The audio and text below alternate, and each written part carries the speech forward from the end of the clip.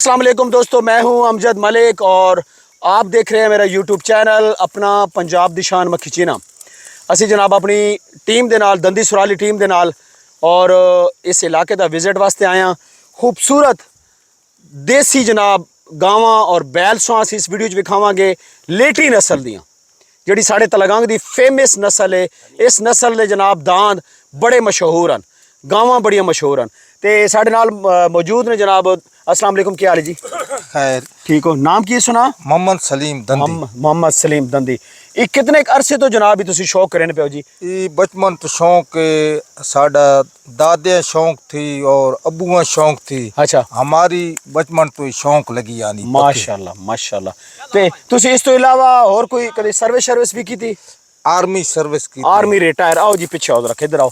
ये दांद इन्होंने पे कहना जी तुसा मशहूर। ये केड़ी नस्ल दा दांद है जी? ये लेटी नस्ल ना। लेटी नस्ल दा दांद है। ते इसनी कितनी उम्र है हुन इस टाइम ते? इसनी 2 साल उम्र है। 2 साल उम्र है, माशा।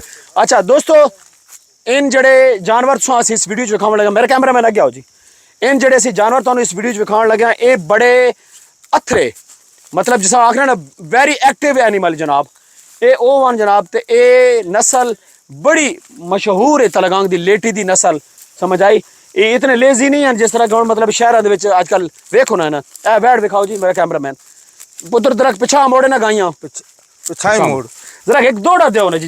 इलाके च लोग डंगर चरे ने ते देसी माहौल बनना, जरा दो दौड़ा। प्यार नहीं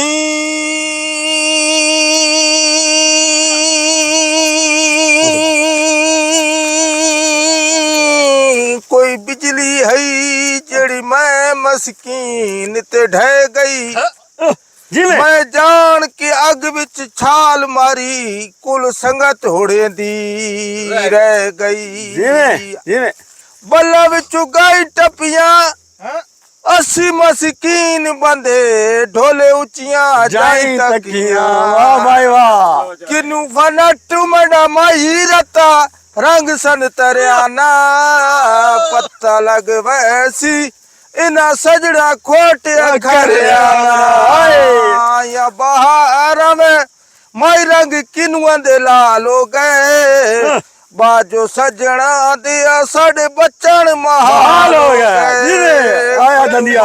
मेरा माई रता रंग सन तरियाना पत्ता लग वैसी इना सजड़ा खोट हरियाणा।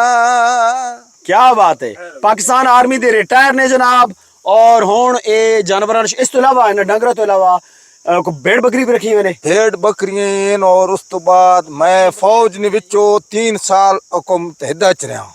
अक़वाम मुत्तहिदा। अच्छा, यूएन मिशन है। हाँ जी। अच्छा, वेरी गुड जबरदस्त, क्या बात है जी।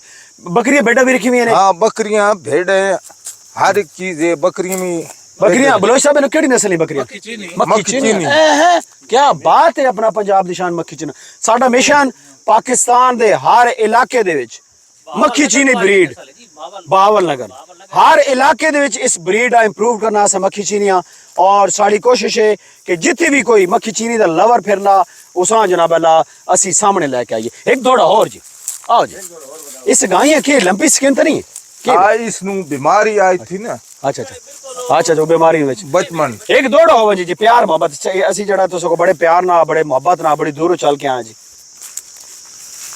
बिस्मिल्लाह। यार मेरे दिया अखियां सोनिया यार कै उस्ताद बनाया जी भला रवे न अखियां दा जड़िया इत्यान विखाया। क्या बात है।